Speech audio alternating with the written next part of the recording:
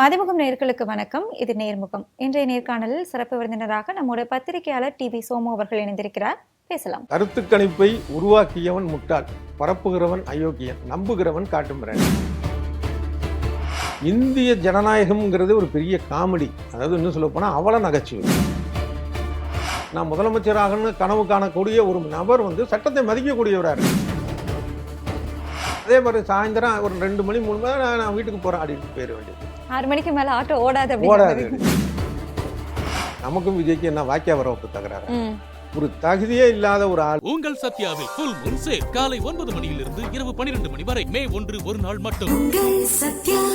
டயா booster சுகரை control பண்ணும், உங்க ஆரோக்கியத்தை மீட்டு தரும். சர்க்கரையை கட்டுப்படுத்துறதுக்கான எளிமையான வழிமுறை, இயற்கையான வழிமுறை. அனைத்து மருந்து கடைகளிலும் கிடைக்கும்.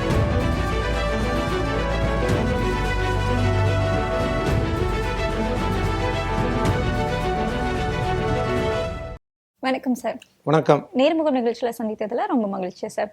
தேர்தலுக்கு பிறகு நம்ம கணிப்புகள் எல்லாமே பார்த்தோம் அப்படின்னா தாவேகா பெரும்பான்மையான இடங்கள்ல வெற்றி பெற வாய்ப்பு இருக்கு அப்படிங்கிறது தாவேகா தரப்பினருடைய நம்பிக்கையா இருக்கு. அப்படி இருக்கும்போது வெறும் 40 வேட்பாளர்களை மட்டுமே கூப்பிட்டு தாவேகா தலைவர் விஜய் அவர்கள் ஒரு கூட்டமுமே போட்டு தேர்தலுக்கு பிந்தைய கூட்டமா நடத்திருக்காங்க. இதை எப்படி புரிஞ்சுக்கிறது? அப்போ 40 வேட்பாளர்கள் மேலதான் நம்பிக்கை இருக்குதா, மற்ற வேட்பாளர்கள் மேல நம்பிக்கை இல்லையா? உங்களுடைய பார்வை என்னவா இருக்கு சார்? பொதுவாக அந்த கருத்து கணிப்பு அப்படிங்கிறதே ஒரு பெரிய டுபாக்குறது. ஏன்னா இப்போ ஒரு இடத்துல போய் பார்க்குறாங்கன்னா, ஒரு 4 பேர் நிற்கிற இடத்துல கேட்குறாங்கன்னா, ஒரு 3 பேர் ஒரு குறிப்பிட்ட கட்சிக்கு வாக்களிக்கிறேன்னு சொன்னால் அந்த 4வது ஆளும் அதை தான் சொல்ல முடியும். பெரும்பாலும் அவருக்கு அதை பிடிக்காட்டியும், ஏன்னா நண்பர்களுக்குள்ளே எதுக்கு கருத்து முரண்பாடு வரணும், இல்லை ஊருக்குள்ளே எதுக்கு இதாக வரணும் அப்படின்னு.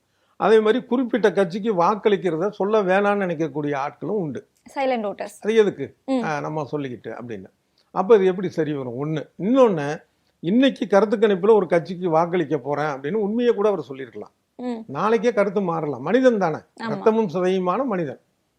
இப்போ இன்னைக்கு ஒரு கேமராவை ஆன் பண்ணி விட்டுட்டோம் அப்படின்னா அதை ஆஃப் பண்ணுற வரைக்கும் அது ஓடும் அப்படின்னா, அது மாதிரி ஜடப்பொருள் கிடையாது மனிதன். அடுத்த வினாடியே அவனுக்கு எண்ணங்கள் மாறும், ஏதாவது சம்பவங்கள் நடக்கும், ஏதோ ஒரு எண்ணங்கள் மாறும். அதனால் இது ஒரு சரியான முறை அல்ல. கருத்து கணிப்புங்கிறது அறிவியல் பூர்வமானது அல்ல. 1946 தான் அமெரிக்க தேர்தலில் முதலாக ஜான் கேலப் அப்படிங்கிறவர் இந்த கருத்து கணிப்பை உருவாக்குறாரு. அதுக்கு முன்னாடி நாளிதழ்கள் தான் அங்கே பண்ணிட்டு இருக்கோம். எப்படின்னா ஒரு இடத்துலையும் 50 அப்பயே 50,000 பேர் 60,000 பேர் யார் அதிபர் ஆகிறான்னு அந்த நாடு முழுக்க பண்ணது. இவர் தான் குறைந்தபட்ச ஆட்களை வச்சுக்கிட்டு மாதிரிகள்னு சொல்லி சாம்பிள்ஸ் பண்ணி எடுத்தது சரியாயிடுச்சு. இவர் நினைச்சது அந்த பெரிய பெரிய நாளிதழ்கள் சொன்னது தவறாகவும் இவர் சொன்னதும் சரியாகவும் ஆயிடுச்சு. இன்னை வரைக்கும் அவர் தான் கருத்து கணிப்பின் தந்தை, ஜான் கேலப். ஆனா அதுக்கு அடுத்து வந்த அமெரிக்க தேர்தல்கள்ல இவர் சொன்ன கணிப்புகள் பல பொய்யா போயிடுச்சு. பொய்ன்னு சொல்ல முடியாது, தோல்வி அடைஞ்சிருச்சு, மாற்றி வேற இது வந்துடுச்சு. அப்போ உதாரணமா சொல்ல போனா ட்ரூமன் ஜெயிச்ச சமயத்துல இவர் பண்ணது 1946 36 ஆரம்பிக்கிறாரு. 48லயே அது தெரிஞ்சு போச்சு. இவர் ட்ரூமன் தோற்பாருன்னு சொல்றாரு. அவர் ஜெயிச்சிட்டாரு. இவர் சொன்னதை நம்பி பேப்பர்ல எல்லாம் போட்டாங்க. அப்ப அவர் என்ன பண்ணார், அந்த அதிபர் என்ன தோல்வின்னு போட்டிருக்காங்க பாருங்க அப்படின்னு ஜெயிச்சதுக்கு அப்புறம் வச்சிருந்தார். அது இன்னும் கூகுள்ல இருக்கு அந்த போட்டோ. இப்படி உலகம் முழுக்க சொல்லலாம். இப்ப இந்தியாவிலே எடுத்தீங்கன்னா 2004ல இந்தியா ஒளிர்கிறதுன்னு என்டிஏ பெரிய அளவுல பிரச்சாரம் பண்ணுச்சு. மறுபடி வாஜ்பாய் தான் பிரதமர், என்டிஏ தான் ஜெயிக்கிறாங்க, தோல்வி. இந்த 2024ல இப்ப 2 வருஷத்துக்கு முன்னாடி என்ன சொன்னாங்க, மோடி பெரிய அளவுல பண்ணிட்டாரு, அதனால 400 சீட்டுக்கு மேல வரணும் பெரிய பெரிய நிறுவனங்கள்லாம் சொன்னாங்க. அது நடக்கல. அவங்களுக்கு கிடைச்சதே 240 சம்திங் கிடைச்சது. அதே போல நடுவில் உள்ள சில சமயங்கள்லாம் பார்த்தா, இப்போ வட இந்தியாவில் நியூ எக்ஸ்பிரஸ் நினைக்கிறேன், அந்த ஒரு யூடியூப் சேனல் நிறுவனம் ஒரு ஸ்டிங் ஆப்ரேஷன் நடந்துச்சு. பெரிய பெரிய இந்த மாதிரி கருத்து கணிப்பு நிறுவனங்கள்லாம் நாங்கள் பணம் தரோம், எங்களுக்கு சப்போர்ட்டாக பண்ண முடியுமா, பண்ணுறோம் அப்படின்னு சொன்னதை வீடியோ எடுத்து போட்டாங்க. அப்புறம் சம்பந்தப்பட்ட நிறுவனங்கள்லாம் இல்லை எடிட் பண்ணி போட்டாங்க, அது இதுன்னாங்க. இப்படி உலகம் முழுக்கவே முதல் விஷயம் நம்ம தெரிஞ்சுக்க வேண்டிய விஷயம் என்னன்னா, கருத்து கணிப்பு அப்படிங்கிறது அறிவியல் பூர்வமானது அல்ல. முதல் விஷயம் அதுவே பல பேருக்கு தெரியாம சும்மா அந்த கோடு கோடா போட்டு நம்பர் எல்லாம் போட்டோம்னா அது நம்ம மயங்கிடுறோம்.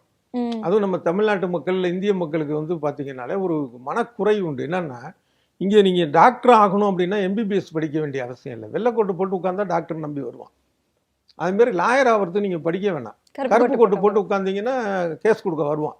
அவ்வளோ அப்பாவி மக்கள். அப்போ நீங்கள் ஒரு போர்டை வச்சுக்கிட்டு டிவிலெல்லாம் வந்து கோடு கோடாக போட்டு நம்பர்லாம் போட்டு இவங்க இங்கே வந்திருக்காங்க, அது மாதிரி இந்த வார்த்தைகள்லாம் வந்து இப்போ நிறையா புதுசாக வந்துருச்சு. அதாவது வைபு, இப்படி ஸ்ட்ராட்டஜி, ஜென்சி கிட்ஸ் இதெல்லாம் பேசணும்னா இதெல்லாம் என்னன்னா காலங்காலமாக இருக்கிற விஷயம்தான். இந்த ஜோசியம் கண்டு ஜாதகம் கண்டுபிடிச்சப்பய சுக்கிரன் 7வது வீட்டில் இருக்கான், இவன் குரு 3வது வீட்டில் இருக்கான், இப்படினால நமக்கு ஒன்றும் புரியாது, ஆனால் நம்புறோம்ல. அந்த மாதிரி தான் இந்த மாதிரியான வார்த்தைகளை போட்டு இது மேல ஒரு நம்பிக்கை வைக்கிறது. கிட்டத்தட்ட ஜோசியம் மாதிரி தான் இந்த ஜோசியம் மாதிரி தான் சில சமயம் நடக்கும். எப்படி நடக்குன்னா எதிர்பாராம நடக்கும். ஆக்சிடென்டலா நடக்கிறது ஒத்து போயிடும். அது ஆக்சிடென்ட்னு சொல்ல முடியாது, இயல்பா நடக்கிற விஷயம். இப்போ கிராமத்துல குறி சொல்றவன் என்ன செய்வானா, கர்ப்பிணி பெண்ணை பார்த்துட்டா பிறந்தா ஆம்பளை பிள்ளை, தப்புனா பொம்பளை பிள்ளைம்மா, ரெண்டுல ஒன்று தானே பிறக்கும்.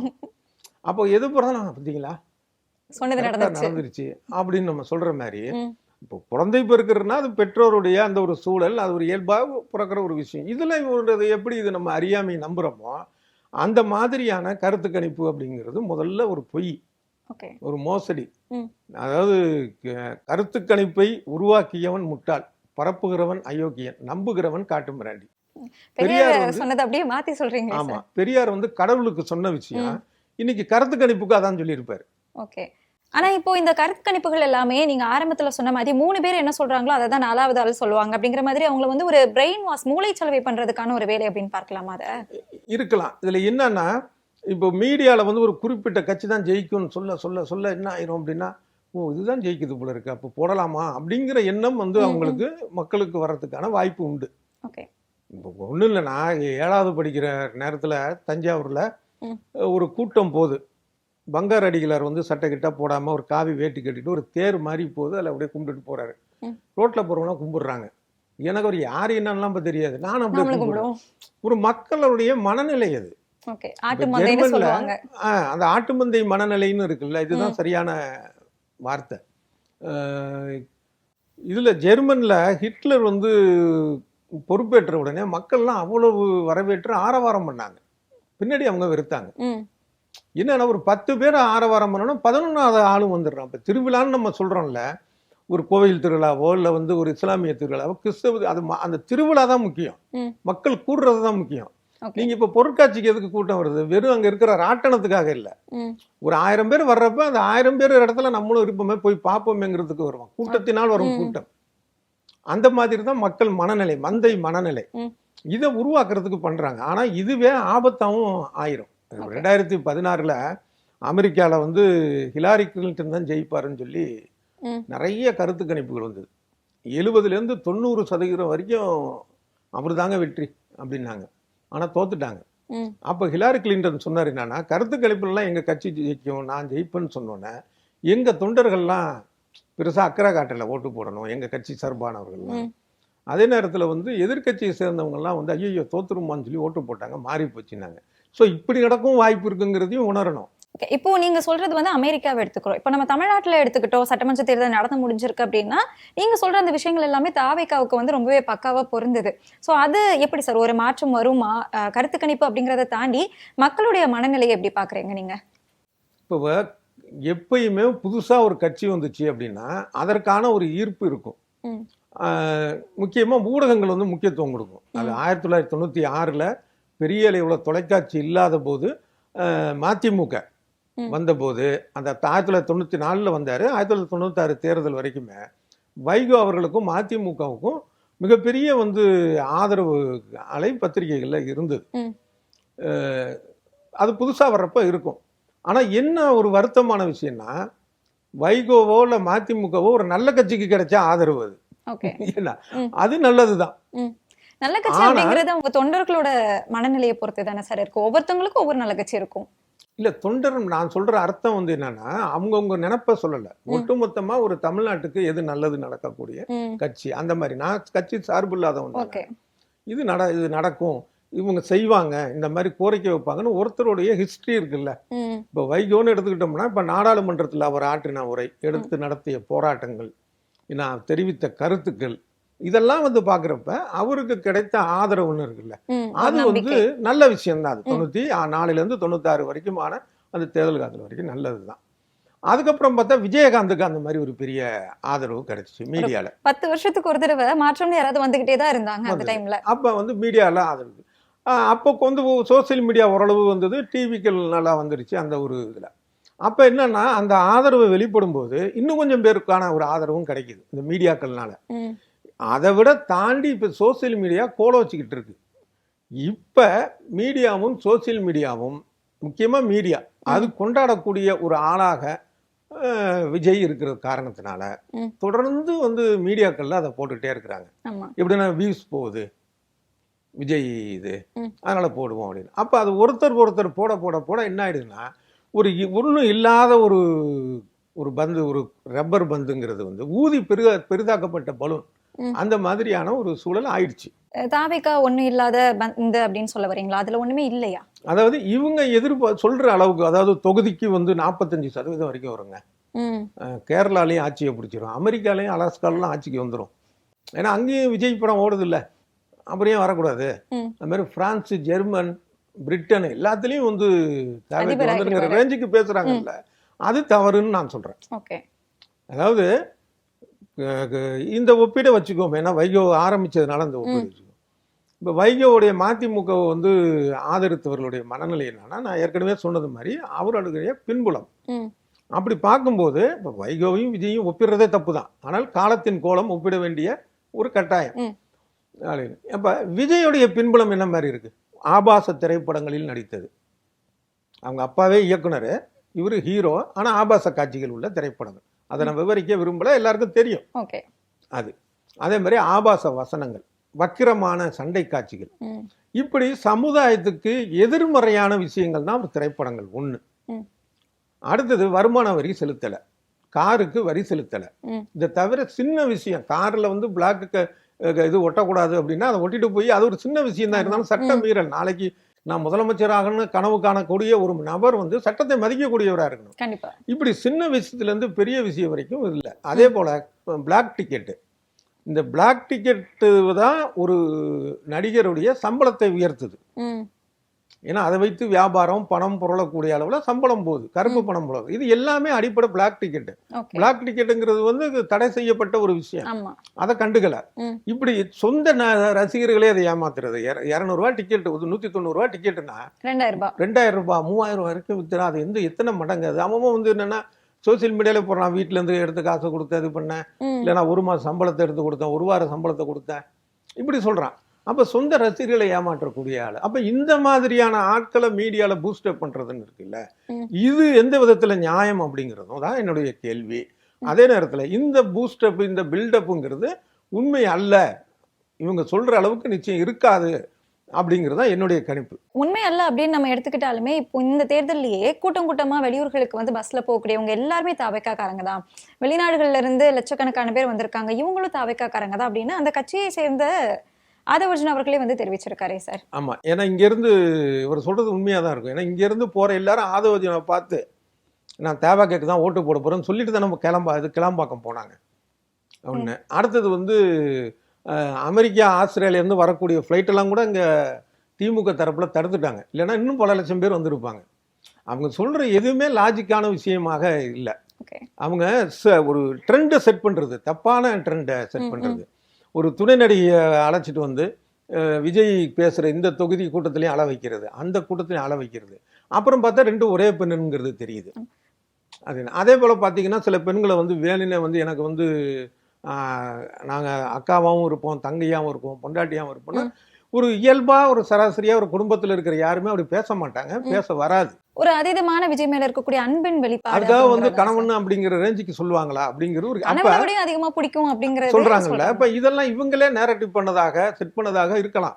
ஒரு 4 பேர் வந்து அது மாதிரி இவங்க செட் பண்ணிட்டாங்க அப்படின்னா அதுக்கப்புறம் தானா சொல்லக்கூடிய மனநோயாளிகள் இருக்கிறாங்க. ஆரம்பத்துல சொன்ன அந்த ஆட்டு மந்தை அது இருக்கு. இப்போ விஜயோடைய மேனேஜர் பிடி செல்வகுமார் ஒரு பேட்டியில சொல்லியிருந்தாரு, நமக்கு நண்பர் தான் அவர் ஒரு பேட்டியில சொல்லியிருந்தாரு என்னன்னா, ஏதோ ஒரு விஜய் படம் சரியா ஓடல, அதனால குறிப்பிட்ட ஒரு பாட்டுக்கு வந்து போய் திரைய கிளிங்க அப்படின்னு சொல்லி ரசிகர்கள்ட்ட சொல்லிட்டாரு, மன்றத்துல இருக்க இவரே சொல்லி அனுப்பியிருக்காரு. ஆமா, அது மாதிரி திரைய கிழிச்சோன்னா ஒரு பெரிய ட்ரெண்ட் ஆயிடுச்சு. அது என்ன கிழிஞ்சு எல்லாம் மீடியாவில் வந்தோன்னு. அப்போ இந்த செட் பண்ணுற விஷயங்கள் இருக்குல்ல. இப்போ இது வரைக்கும் இன்னொரு இது பார்த்தீங்கன்னா தாவேக்கால எந்த ஒரு கட்சியாக இருந்தாலும் அவங்களுடைய மாவட்ட செயலாளர் கூட்டமா இல்லை வந்து பொதுக்குழுவா செயற்குழுவா எந்த ஒரு விஷயமா இருந்தாலும் அதை பற்றி ஒரு ஆத்தன்டிக்காக மீடியாவுக்கு வந்து தகவல் சொல்லுவாங்க. இது இயல்பு. பெரிய கட்சியாக இருக்கட்டும் சின்ன கட்சியாக இருக்கட்டும் எல்லா கட்சியும் சொல்லுவாங்க. இன்னும் சொல்ல போனால் தாவேக கட்சியுடைய ஒரிஜினல் டிவிக்கே இருக்கு, தமிழக வாழ்வுரிமை கட்சி. அவங்க தான் டிவிக்கே, வேல்முருகனுடைய கட்சி. அவங்க வந்து ஏற்கனவே மனு வேற கொடுத்துருக்குறாங்க டிவிக்கேன்னு இவங்க சொல்லக்கூடாதுன்னு. அதை மீறிங்க மீடியாலையும் இதுலையும் சொல்லிட்டு இருக்காங்கன்னு வைங்க. அது எதுக்கு சொல்ல வந்தேன்னா அந்த அந்த ஒரிஜினல் டிவிக்கே இருக்கு, அது சின்ன கட்சி தான் வேல்முருகனுடைய இது. இப்போ எல்லா தொகுதியிலையும் போட்டிடுறாங்க தமிழ்நாடு முழுக்க அவங்க ஒரு கூட்டணி வச்சு. அதுல ஒரு சின்ன விஷயமாக இருந்தாலும் பெரிய விஷயம் தான் ஊடகத்துக்கு தெரியப்படுத்துவாங்க. இது இயல்பு. ஆனா தேவைக்கெல்லாம் அந்த மாதிரி பண்ணியிருக்கிறாங்களா? எல்லாம் சொல்லப்படுகிறது. மாவட்ட செயலாளர்கள் கூட்டம் நடந்ததாக சொல்லப்படுகிறது, தகவல் வெளியானது. ஆமா, பொதுக்குழு நடந்ததாக தகவல் வெளியானது. இது எல்லாம் அதுல இன்னும் ஒரு உதாரணம் என்னன்னா, விஜய் காங்கிரஸ் ரெண்டு கட்சியும் அந்த ரெண்டு இதுவும் கூட்டணி வராதுன்னு நான் அப்பையிலேருந்து சொல்லிட்டு இருக்கிறேன். நான் அப்பெல்லாம் யூடியூப்ல பாத்தீங்கன்னா தட்டி தூக்கிய விஜய், வெட்டி விட்ட காங்கிரஸ் எல்லாம் டைட்டில் போட ஆரம்பிச்சாங்க. நான் அப்பயே சொன்னது நடக்காது பிராக்டிக்கலா. ஏன்னா இவங்க வாக்கு வங்கி என்கிறது நிரூபிக்கப்படாதது, காங்கிரஸ் உடைய விஷயங்கிறது குறைவாக இருந்தால் நிரூபிக்கப்பட்டது. டெல்லியில வந்து திமுக உடைய ஆதரவு அவங்களுக்கு தேவை எம்பி, இதெல்லாம் நான் சொல்லிட்டு இருந்தேன் ஒண்ணு. அதே போல அப்ப வந்து எதுக்கு சொல்ல வந்தேன்னா தேவையாக வாயே திறக்கல, தானா ஒண்ணு கிளம்புது இல்லை இவங்களே கிளப்பி விட்டுருப்பாங்க போகட்டும்னு. அதே போல என்டிஏ கூட்டணியில வருது தேவைக்க அப்படின்னு சொன்னப்ப பாஜகவோட பி டீம், அப்ப பாஜகவுடைய நயினார் நாகேந்திரன் சொல்றாரு நாங்க தேவைக்க கூட பேசல. தமிழ்நாட்டில் அவங்க கூட்டணிக்கு தலைவர் வந்து அதிமுக பொதுச் செயலாளர் எடப்பாடி பழனிசாமி, அவர் சொல்றாரு நாங்க தேவைக்க கூட பேசல. அவரே சார் பிள்ளையார் சொல்லி எல்லாம் போட்டோம் அப்படிங்கிற மாதிரி பேசியிருந்தாரு. அது ஆரம்பத்துல. அதுக்கப்புறம் இல்ல வேணும் விலகியாச்சு, முடிஞ்சிருச்சு. இவங்க ஒரு கூட்டணி அமைச்சிட்டாங்க, முடிஞ்சிருச்சு. அது அதிமுக ஒரு கூட்டணி அமைச்சு மற்ற கூட்டணிக்கு வேற யாரும் கட்சிக்கு இல்லைன்னு கதவை சாத்திட்டாங்க. ஒரு பிரச்சாரம் போக ஆரம்பி, நான் சொல்றது அந்த இதுல சொல்றேன், பிரச்சாரம் போய் முடிஞ்சதுக்கு அப்புறம் அந்த நேரத்துல கிளம்புது. அப்போ வந்து பார்த்தா இவரு பவன் கல்யாண் மூலமாக, ஆந்திர துணை முதல்வரும் நடிகருமான பவன் கல்யாண் மூலமாக பேச்சு நடக்குதுன்னு ஒரு மீடியால ஒரு கிளப்பி விட்டுட்டு இருக்காங்க. அதுக்கு பாஜக தரப்புலையும் மறுத்துட்டாங்க, அதிமுக தரப்புலையும் மறுத்துட்டாங்க. தாவேக தரப்புல ஒண்ணுமே சொல்லல. முதல்ல சொல்ல வேண்டியது யாரு? தாவேகா தான். சொல்லவே இல்லப்பா, எங்களுக்கு கொள்கை எதிரியா அவங்க தான் அப்படின்னு சொல்லியிருக்கணும். சொல்லவே இல்லை. பவன் கல்யாண் வந்து ஒரு பேட்டி கொடுக்குறாரு ஒரு தொலைக்காட்சிக்கு, நான் ஏன் நடுராத்திரி சுடுகாட்டில் போறேன், நான் அவரை பார்த்தே 25 வருஷம் ஆச்சுங்க அப்படின்னு. அது நைட்டு சொல்றாரு. காலையில காட்டியும் பார்த்தா நிர்மல் குமார் ஒரு அறிக்கை விடுறாரு விஜயுடைய கட்சி சார்பா, நாங்க வந்து பாஜக பேசல. அப்ப அதுக்கு முன்னாடியே சொல்லியிருக்கணும்ல. அப்ப இந்த மாதிரியான ஒரு வதந்திகளை ஒரு நேரேஷன்களை உருவாக்குவதில் தேவைக்க தொடர்ந்து வேலை பார்த்துட்டே இருக்கு. அவங்களே அந்த வதந்திகள் எல்லாத்தையும் அதுக்கு வந்து இந்த ஆதவ அர்ஜுனா முக்கிய காரணமா இருக்கலாம். அவருடைய வேலையை தானே ஒரு பெரிய மார்க்கெட்டிங் டீம் ஐடி டீம் வச்சிருக்கிறதா சொல்றாங்க. அப்ப அந்த மாதிரியான ஒரு வேலைகள்லாம் தொடர்ந்து பண்ணி இப்ப என்னன்னா சின்ன குழந்தைகளை வந்து பேச வைக்கிறது, இதுக்கு ஓட்டு போடுங்க, கிண்டர் ஜாய்க்கு அடம்பிடிக்கிற மாதிரி அடம்பிடிங்க அப்படின்னு சொல்லியிருக்காரு. அந்த மாதிரி பேசுறது இதுக்கான ஐடி. இதெல்லாம் வந்து இந்திய ஜனநாயகம்ங்கிறது ஒரு பெரிய காமெடி. அதாவது இன்னும் சொல்ல போனா அவல நகைச்சுவை, சோகமான காமெடி. அது தற்போதைய நிலைமையை சொல்றீங்களா? ஆரம்பத்துல இருந்தே.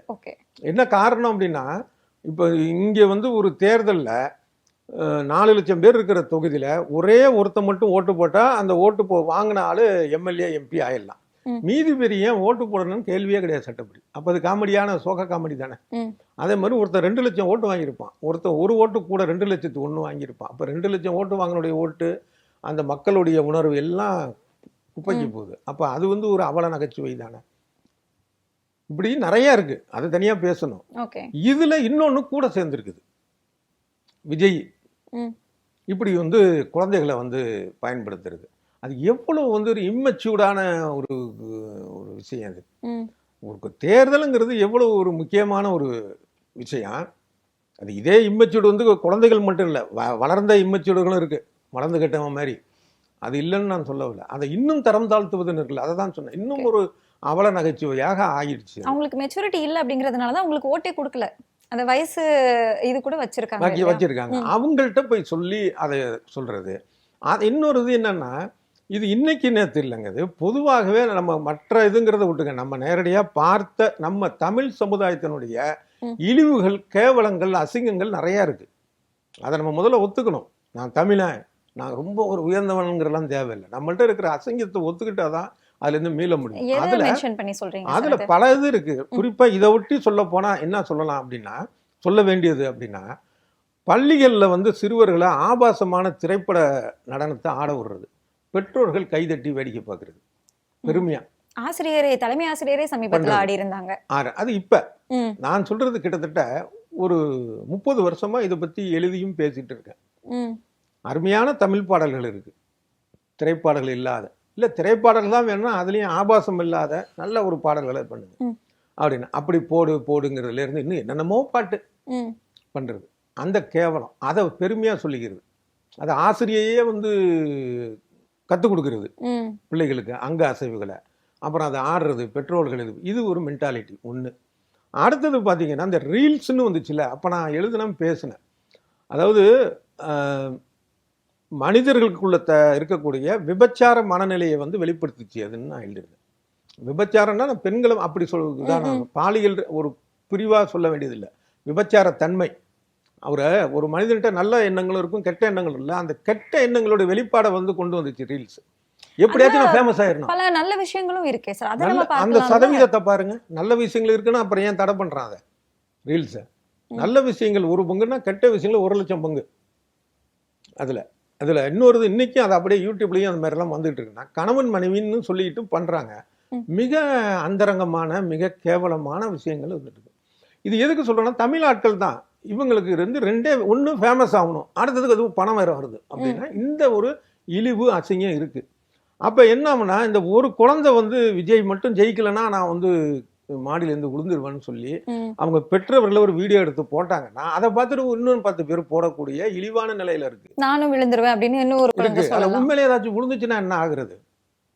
அதனால தான் சொன்னேன், நம்ம தமிழ் சமுதாயமும் தலையில தூக்கி வச்சுட்டு ஆட வேணாம். முதல்ல நம்மள்ட்ட இருக்கிற இழிவை உணர்ந்தாதான் இந்த பிரச்சனையிலேருந்து நம்ம வந்து இது பண்ண முடியும். ஓகே, இப்போ குழந்தைகளை நம்ம குற்றம் சொல்ல முடியாது இல்லையா சார்? அதை தூண்டி விடுறவங்க மேல தானே நம்ம குற்றம் சொல்ல முடியும். நிச்சயமா. இப்போ விஜய் மேல வந்து புகார் கொடுத்துருக்குறாங்க, அது என்ன ஆகுதுங்கிறது பார்க்கணும். இன்னொன்னு, பெற்றோருக்கும் வந்து கடமை இருக்கு. ஒரு விஷயம் வந்து கெடுதல்னு முழுக்க தெரிஞ்ச ஒரு விஷயத்த பிள்ளைக்கு வந்து சாப்பிட கொடுக்கறதுக்கு யோசிப்பாங்களா? இதைதான் சாப்பிடணும், இதை சாப்பிடக்கூடாதுன்னு இருக்கு. கெடுதல் அப்படின்னு தெரிஞ்சா தானே சார் அவங்க அதை யோசிக்க முடியும். இல்ல, கெடுதல் தெரியாம இருக்கிறது ஒரு அறியாமை தான். ஏன் அப்படி நான் இதுன்னு சொல்றேன்னா, நீங்க தக்காளி 5 ரூபா வாங்குறப்ப அழுகல் இல்லாத தக்காளி வாங்குற அளவுக்கு அறிவு இருக்குல்ல. ஆமா, அப்ப இதுல இருக்கணும். குழந்தை பெக்கிறதுக்கு மட்டும் தெரிஞ்சா பத்தாது, அந்த குழந்தைய எப்படி வளர்க்குறதுன்னு தெரிஞ்சிருக்கணும்ல. அது ஒரு விஷயம் இருக்கு. ஓகே, குழந்தை பெற்றது மட்டுமே அது இல்லை. இப்ப சாலையில போறாங்க, எனக்கு ரூல்ஸ் தெரியாதுங்க, அதனால ரைட் சைடு போய் ஆபத்து ஆயிடுச்சுன்னு சொல்ல முடியாது. நீங்க தெரிஞ்சுக்கணும். அப்படிங்கிறப்ப அது வந்து பெற்றோர்களுடைய கடமை அது. ஓகே, இதை தவிர வந்து என்னன்னா, அந்த அளவுக்கு தெரியாதவங்க எல்லாம் யாரும் கிடையாது உலகத்துல. இருக்கிட்ட என்னப்ப அப்படிங்கிற அந்த மோகம் நம்ம பிள்ளைய வந்து பூஸ்டப் பண்றது. இவங்க தான் இவங்களுக்குள்ள ஆபாச நடனம் ஆடி போடுறாங்களே. ஓகே, அந்த மாதிரி இருக்க இதோடைய வெளிப்பாடு தான் அது. இதுல வந்து அரசியல்வாதிகளுக்கும் மிகப்பெரிய பங்கு இருக்கு.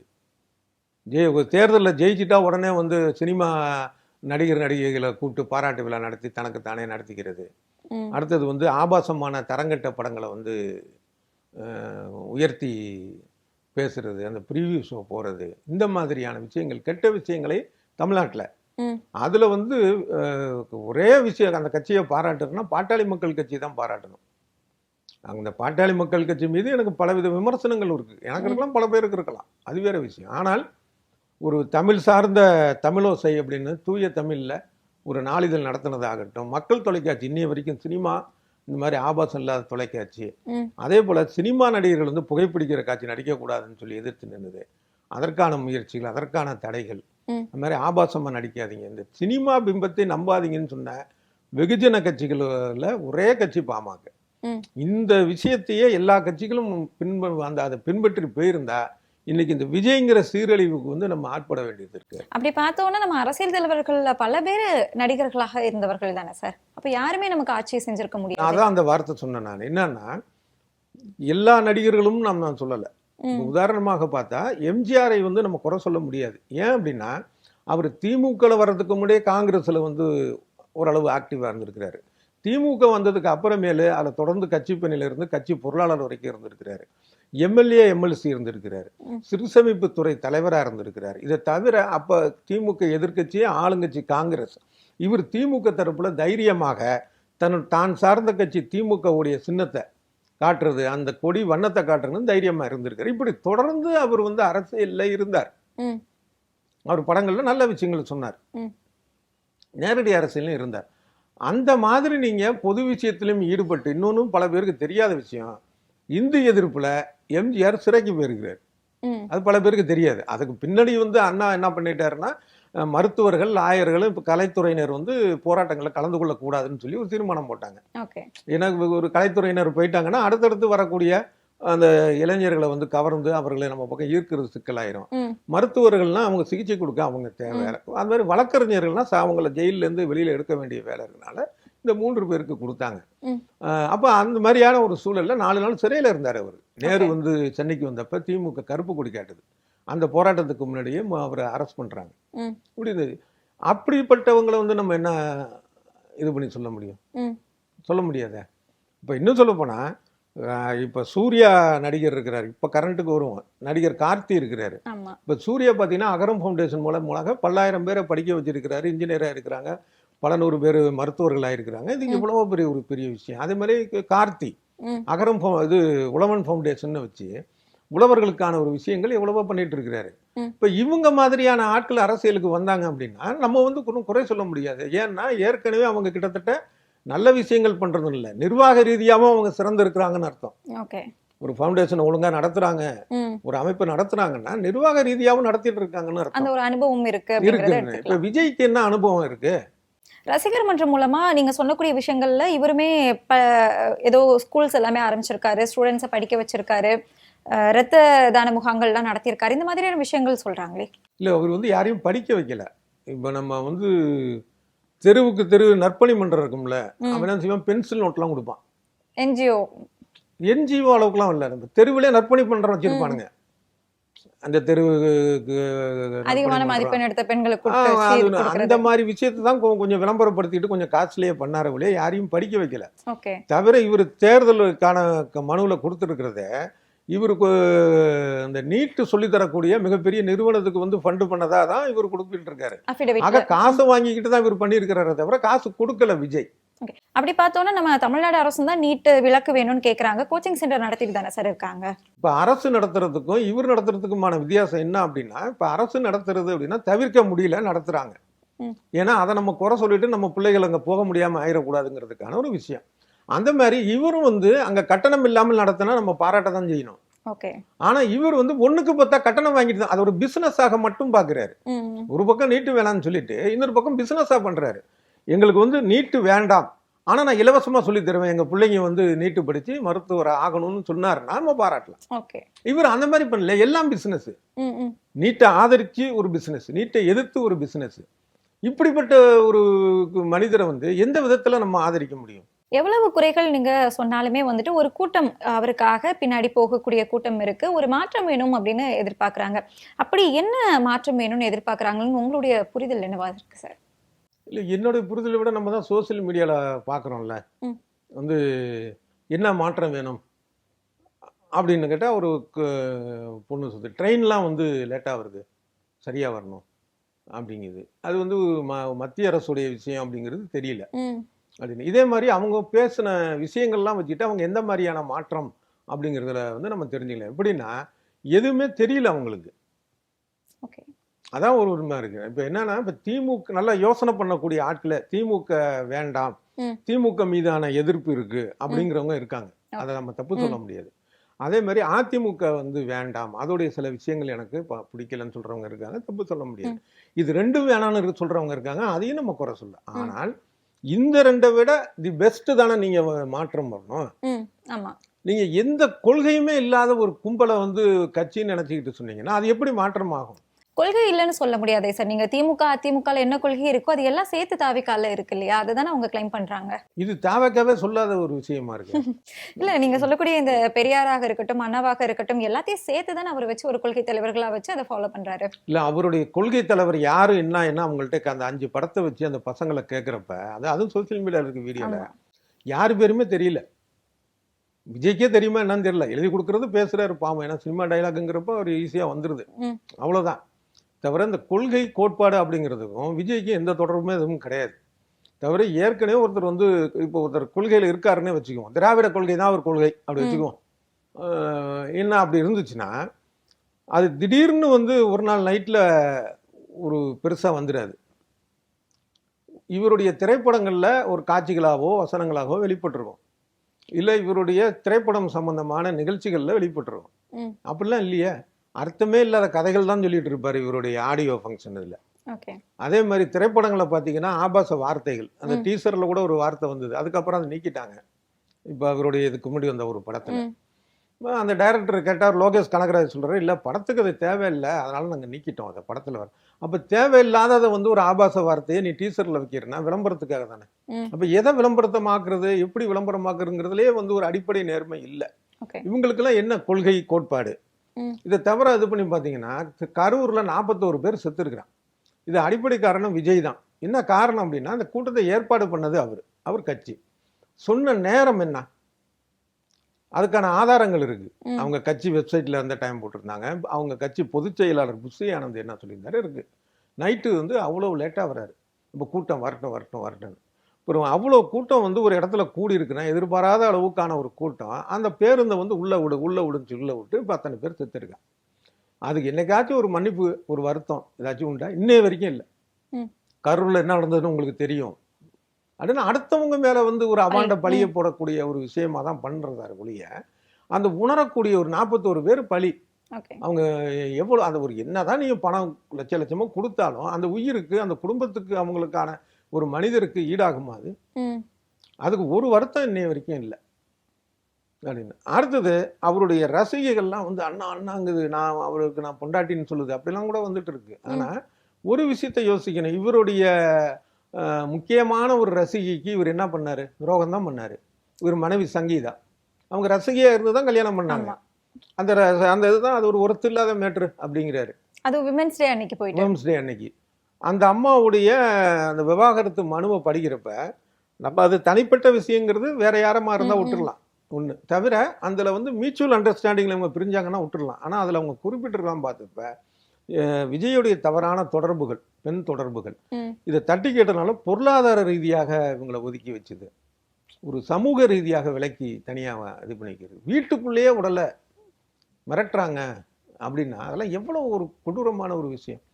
தவிர இத்தனை வருஷத்துல ஒரு 30 வருஷமா இருக்கக்கூடிய இவர் வந்து பார்த்தா ஒரு 5000 கோடி வச்சிருந்துருக்கலாம், இல்லை மேலே கூட இருக்கலாம், நமக்கு தெரியும். ஆனால் கணக்கு 200 கோடி அப்படிங்கும் போது மேலே இருக்கும். அப்போ கணக்கு காட்டினது என்ன மொத்தமே 600 கோடி. அது இப்போ அதுலேயும் கொஞ்சம் குறைச்சி 200 கோடி, அதில் 35 கோடி மனைவிக்குன்னு சொல்றதா ஒரு தகவல் வருது. அப்போ எவ்வளோ பெரிய மோசடி இது. அதாவது நாட்டுக்கு பொருளாதார இழப்பு கணக்கு காட்டுறதுல. இன்னொன்று பார்த்தீங்கன்னா ஒரு ரசிகையாக இருந்து வந்த ஒரு அப்பாவி, ஒரு குடும்பம் நடத்தி இத்தனோட வாழ்ந்து 2 குழந்தைகளை பெற்றுக் கொடுத்தவங்க, அவங்கள வந்து கேர் பண்ணிக்கவே இல்லை, ஒர்த்து இல்லைன்னு சொல்லக்கூடிய ஒரு மனநிலை. இப்படி இருந்தா அது எப்படி? எந்த விதத்திலையுமே இல்லையே. ஒரு குடும்பத்துல தாய் தகப்பன் கூட இல்லை, மனைவி இல்லை, பிள்ளைகள் இல்லை. இப்ப டைவர்ஸ் பண்ணால் கூட பிள்ளைகளை வந்து அன்பு செலுத்துறதுல வந்து அவரே சொல்லியிருக்காரு இல்லையா, நான் வந்து குழந்தைகளை பாத்துக்கிறேன் அப்படிங்கறது தானே இவருடைய. எல்லாம் செய்யறேன் இப்ப என்ன செஞ்சாருங்கிற ஒரு கேள்வி இருக்குல்ல. அந்த பிள்ளைகளே ஒதுக்கிதானே, ஐயோ இந்த அளவு பார்த்து ஒதுக்கிட்டாரு நம்மள அப்படின்னு விலகிதானே இருக்கிறாங்க இவர் ஒதுக்குனதுனால. இப்ப கமலஹாசன் வந்து சரியாவை வந்து டைவர்ஸ் பண்ணாரு, ஆனா பிள்ளைகள் வந்து அன்பதான் இது பண்ண. அது மாதிரி ராமராஜ நிலையை டைவர்ஸ் பண்ணாங்க, மகளோட திருமணம் முதற்கொண்டு அவர் அக்கறையோட செலவு இது பண்ணி கூட இருந்து இது எத்தனையோ பேருக்கு நம்ம இது பண்ணி பார்க்கலாம். அது வந்து இப்ப பிரகாஷ்ராஜ் வந்து டைவர்ஸ் பண்ணாரு, பிள்ளைகளுடைய நலன்ல அக்கறையா தான் இருக்கிறாரு. இப்படி நம்ம தொடர்ந்து எத்தனையோ பேர், இதை நான் வந்து ஒரு பேச்சுக்காக அது வந்து சினிமா இதுல சொல்றேன், பிரபலமா இருக்காரு. இப்படி இல்லாத மற்ற துறையில இருக்கிறவங்களும் இருப்பாங்க, மனைவியை பிரிஞ்சாலும் பிள்ளை நலம் அப்படிங்கிற ஒரு விஷயத்துல இருக்கும். இவர் பிள்ளையே அந்த மாதிரியானதா இல்லையா? அடுத்தது ஒரு மக்கள் மேலேயும் தொண்டர் மேலேயுமா அக்கறை இல்லையா? இப்ப எத்தனை ஆரம்பத்துல சொன்ன பொய் என்ன, எனக்கு பிரச்சாரம் அப்படிங்கிறதுக்கு தடை பண்றாங்க. ஆனா தப்பு யாரு? தாவேக்கால பண்ண தப்பு. ஒரு முறைப்படி வந்து அந்த மனுவை கொடுக்காதனால அதை அவங்க கன்சிடர் பண்ணல, அதிகமான கண்டிஷன்ஸ் போடுறாங்க அப்படிங்கிற குற்றச்சாட்டு இருக்கு. நான் சொல்றது தேர்தல் ஆணையத்துடைய, அதாவது திமுக ஆட்சியில இல்ல, தேர்தல் ஆணையம் காபந்து அரசு, தேர்தல் ஆணையம் அவங்க வந்து ரிஜெக்ட் பண்ணல, அதை கன்சிடரே பண்ணலை, எங்களுக்கு பாருங்க தரலன்னு. அப்புறம் தெரிய வருது என்னன்னா 48 மணி நேரத்துக்கு முன்னாடி அதுக்கான இணைய வழியில செய்யணும். அது தெரியல, உங்களுக்கு தெரியலையா இல்லை வேணும்னு பண்ணாங்களோ. அப்புறமேல அனுமதி கொடுத்துட்டாங்க.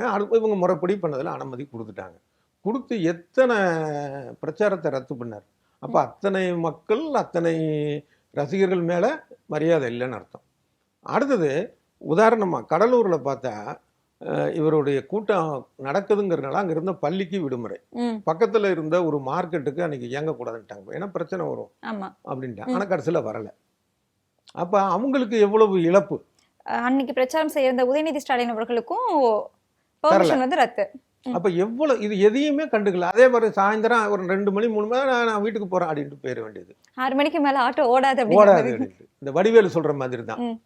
மணி என்னாச்சு 6 அப்படின்னு ஓரண வண்டி நிறுத்திடுவான், இன்னுமா சரி வராது. அந்த மாதிரி இப்படி இருக்கும்போது எந்த வித ஒரு அக்கறையும் இல்லை, ஒரு பொருளாதார விஷயம். அதாவது பேசுறது இப்போ நாகப்பட்டினத்தில் பேசினா, இப்போ அந்த ஒரு அது உங்கள் கூட்டத்தில் பேசுகிறப்ப இங்கே பாருங்கள், கடல்சார் பல்கலைக்கழகமோ கடல்சார் கல்லூரிகளோ இங்கே இல்லை அப்படிங்கிறாரு. ஆனால் இருக்குது. அப்புறம் நாகப்பட்டினத்தில் இருந்த ரயில்வே பணிமனையை திருச்சிக்கு மாற்றிட்டாங்க அப்படின்னு. அது மாற்றுது 1923-24 கரி இன்ஜின் ஓடும்ல, அதுக்கானது. அப்புறம் அங்கே இடம் மாதிரியான பற்றாக்குறையினால அதை அங்கே திருச்சிக்கு மாற்றுறாங்க. அது பழைய கதை. அது இப்படி எதுவுமே இப்படி சொல்லிட்டே போகலாம். அப்போ பொது அறிவு இல்லை, தெரிஞ்சிக்க விரும்பலை, மக்கள் நலன் இல்லை, ரசிகர் மேலே அக்கறை இல்லை, குடும்பத்து மேலே அக்கறை இல்லை, எதுவுமே இல்லை. ஆனால் மாற்றம் என்ன மாற்றம்? அதையும் நம்பக்கூடிய ஆட்கள் இருந்தாங்கன்னா நம்ம அவங்களுக்கும் சேர்த்து தான் இவ்வளோ பேசுகிறோம். தொண்டை தண்ணி போக பேசுறது. அவங்க விஜய் மேல நமக்கு என்ன இருக்கு? நான் விஜயை பார்த்தது ஒரே ஒரு தடவை தான் நேரடியாக சந்திச்சு பேட்டி. நீங்க பாத்திருக்கீங்களா? வேட்பாளர்களே பார்த்தது இல்ல, நீங்க நான் சொன்னது 2006 அவர் ஒரு பேட்டிக்காக சந்திச்சேன். ஓகே. அப்ப அந்த பேட்டி கொடுத்திருக்காரா சார் அவரு? 2006 ஓகே. அதுதான் முதலும் கடைசியுமான சந்திப்பு எனக்கு. அதுக்கப்புறம் அது இல்லை. நம்ம யாருக்கு நான் ரசிகர்கள் அந்த மாதிரி எல்லாம் விஜய் கொடுத்த பத்திரிகையாளர் சந்திப்புனாலே அதுதான் முதல். அதுக்கு அப்பெல்லாம் நிறைய கொடுத்துருக்குறாரு. இப்ப நடந்திருக்கு. சோபா கல்யாண மண்டபத்துக்கு மாடியில அது மாதிரியான அதெல்லாம் நடந்திருக்கு. அது மாதிரியான ஒரு விஷயங்கள் இது. அதுக்கு முன்னாடியும் பின்னாடியும் பார்த்தது கிடையாது நேரடியா. நமக்கும் விஜய்க்கு என்ன வாக்கிய வரவப்பு தகராறு. ஒரு தகுதியே இல்லாத ஒரு ஆளு வந்து ஏற்கனவே அரசியல்ல தகுதி இல்லாதவன் பல பேர் இருக்கான். அதில் இன்னும் தகுதி குறைவான ஒரு நபராக இன்னும் பிரபலமாக வர்றது சமுதாயத்துக்கு கேடுங்கிற அடிப்படையில தான் நம்ம பேச வேண்டியதா இருக்கு. இப்போ இவரோட வருகையினால வந்து நமக்கு வந்து இதுக்கு முன்னாடி வந்து ஆரம்பத்துல நாம் தமிழர் கட்சி வந்து முழுசாவே சரிஞ்சிரும், இனிமே இருக்காது அப்படிங்கிற பேச்சு இருந்தது. அதுக்கப்புறமா வந்துட்டு அதிமுக களத்திலே இல்லாம போயிடும் அப்படின்னு இருந்தது. இப்போ வந்துட்டு திமுகவுக்கு தான் தாவேக்கான லாபம் அப்படிங்கிற மாதிரி சொல்றாங்க. ஸோ ஒட்டுமொத்தமா பார்க்கும்போது இந்த தேர்தல் முடிஞ்சதுக்கு அப்புறமா எடப்பாடி பழனிசாமி அவர்களுடைய ஆட்டம் வந்து முடிய போகுது அப்படிங்கிறது தான் பார்க்க முடியுது. பல அரசியல் விமர்சகர்களோட கருத்தா இருக்கு. எப்படி நீங்க பார்க்கறீங்க? திமுக அதிமுக இருந்து பெரிய அளவுல வந்து வாக்குகளை விஜய் பிரிக்க முடியாது, வாய்ப்பு இல்லை. இப்போ அதுல யாருக்கு பாதிப்பு வரும் அப்படின்னா, இப்போ இது வரைக்கும் சிறுபான்மை வாக்குங்கிறது திமுகவுக்கு நிறையா போயிட்டு இருக்கு. திமுக காங்கிரஸ் கூட்டணி இந்த மாதிரி மற்ற கட்சிகளுக்கு அதை ஈர்த்தாருன்னா திமுகவுக்கு மைனஸ். அடுத்தது திமுக எதிர்ப்பு வாக்குகளை அறுவடை செய்தது அதிமுக. அதை விஜய் ஈர்த்தால் அதிமுகவுக்கு மைனஸ். இப்போ விஜயுடைய வாக்குகள் யாரை அந்த மாதிரி பாதிக்கும், யாருடைய வாக்குகளை ஈர்க்குங்கிறத பொறுத்து இருக்கு. இப்போ விஜய்க்கு வாக்களிக்கக்கூடியன்னு பார்த்தா கூட்டம் கூடுற எல்லாரும் வாக்களிப்பான்னு நான் நம்பலை. அதிதீவிர ரசிகர்கள்னு இருப்பான்ல, அவன் வாக்களிக்கலாம். இது கொஞ்சம் சதவிகிதம். அதுக்கு அடுத்தது மத பிரியர்கள் இருப்பாங்க. எங்க கிறிஸ்டின்ல எல்லாரும் இல்லை, அதுலேயே அதிதீவிர மத பிரியர்கள் இருப்பாங்க. அவங்க என்ன பண்ணுவாங்கன்னா, எந்த கட்சியாக இருந்தானா எங்கள் மதத்துக்காரன் வரட்டும் அப்படின்னா அது ஒரு கொஞ்சம் அப்படின்னு. அதிகமாக போகிறதுன்னு பார்த்தா நாம் தமிழர்கள்லேருந்து போகும். என்னன்னா திமுக எதிர்ப்புங்கிறது தான் நாம் தமிழர்களுடைய அந்த இளைஞர்கள். அதில் அந்த நாம் தமிழ் இளைஞர்களில் வந்து ஒரு கொஞ்சமான பகுதி வந்து உண்மையிலேயே சமுதாய அக்கறையும் விவரமும் உள்ளவர்கள். மீதி பேர் பார்த்தீங்க அப்படின்னா அந்த கதையை கேட்டு நம்பக்கூடியவர்கள். இப்போ விஜயை நம்பக்கூடிய ஆட்களுக்கும் சீமான் பேச்சு நம்பக்கூடிய ஆட்களுக்கும் வித்தியாசம் கிடையாது.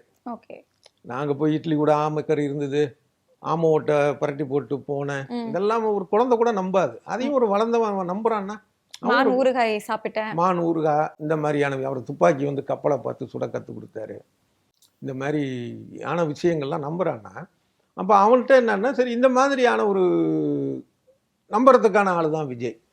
ஸோ அவங்களுடைய வாக்கு இங்கே வர வாய்ப்பு இருக்கு. அதுதான் பெரிய அளவில் இருக்கும். இப்போ போன தடவை 8% வாங்கியிருக்குன்னா அதுலேருந்து ஒரு 5% வரலாம். யாருக்கு? விஜய்க்கு. எக்ஸ்ட்ரா ஒரு 2% 5, 2, 6, 7% விஜய் வரலாம். ஓகே. அது நாம் தமிழர் கட்சிக்கு பெரிய இழப்பு ஏற்படும். இதுதான் யதார்த்தமா நடக்குமே தவிர திமுக அதிமுக வாக்குகள் கொஞ்சம் கொஞ்சம் வரும். திமுக கூட்டணி அதிமுக கூட்டணி இதுல 2ல 1 தான் ஆட்சி அமைக்கும். அதுல வாக்கு சதவீதம் போன தடவை விட இன்னும் கொஞ்சம் குறைவா இருக்கும். அவ்வளவுதானே ஒழிய விஜயுடைய கட்சியெல்லாம் ஒரு தொகுதி கூட ஜெயிக்காது. பெரம்பூர்ல விஜய் நிக்கிறாரு, திருச்சி கிழக்கு 2 தொகுதியில நிக்கிறாரு சார். 2 இடத்துல ஏதாவது ஒண்ணுலயாவது வந்துருவாரு அப்படிங்கிறது ஒரு நம்பிக்கையாவே இருக்கு. அந்த 2லயுமே விஜய் கூட ஜெயிக்க வாய்ப்பு இல்ல, வாய்ப்பு இருக்கிறதா நான் நினைக்கல. ஓகே. கணிசமான வாக்கு வரலாம். மற்ற தொகுதிகளை விட கொஞ்சம் கூடுதல் வாக்கு தாவேக்கு வரலாமே தவிர வெற்றி வாய்ப்பு இருக்குன்னு நான் நம்பல. ஓகே. ஏன்னா அந்த 2 தொகுதிகள்லயுமே நீங்க சொன்ன மாதிரி அந்த மத நம்பிக்கை இருக்கிறவங்க அதிகமா இருக்கிறாங்க அதுக்காக தான் அதை வந்து செலக்ட் பண்ணியிருக்கிறாரு. அப்படி இருக்கும்போது அது அவருக்கு கை கொடுக்காது. இல்ல, இருக்கலாம். அதை மீறிய ஃபேக்டர் பல விஷயங்கள் இருக்குல்ல. அந்த மத பிரியர்களுடைய வாக்கெல்லாம் கணிசமான வாக்கு அல்ல, குறைவான வாக்கு தான். அதனால அது பெரிய அளவில் கை கொடுக்கும் அப்படின்னு நம்ம சொல்ல முடியாது. ஓகே சார், நன்றி சார். நிறைய தகவல்களை பகிர்ந்தீங்க, ரொம்ப நன்றி. நன்றி.